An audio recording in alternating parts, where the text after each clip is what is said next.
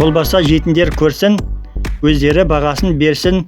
Құрт құмырсқа шаяндар бар, бұған енді не дерсің? Жемейін десең жегің келеді, жейін десең жылағың келеді. Халал деген ат жамылып, сертификатты билік береді. Өлген малдың еті ма бұл? Ешкім оны білмейді. Білгендерде көре тұра, көздеріне ілмейді. Жұрттың бәрі жеп жатыр деп, оған көңіл бөлмейді. Шындықты айту парызымыз, көңілдерін қалдырғымыз келмейді.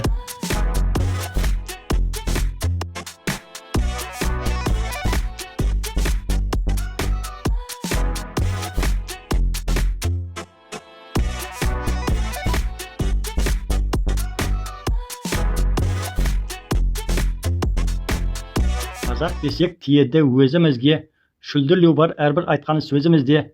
Шала қазақ деп айтсаң намыстанбай, өзім білем деп айтады өзі бізге. Ар намыстан жұрдай болған беу қазағым, мен айтайын сіздердің көзіңізге.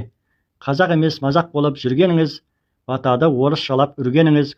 Өз еліңде өзің қожа бола алмай, жалтақтаумен өмірді сүргеніңіз. Біздерде де басшы бар, бақташы бар, орыс шалап сөйлейтін жақтасы бар. Қазақ шалап сөйлесең бедірейіп, арыз жазам үстінен дейтін папкасы бар. Өз елімде өзгеге қазақ шалап сөйлей алмай жүргенім раста шығар. Біздің елдің басшыларында намыс бар ма? Қазақты қазаққа жау қылып жатқан шығар.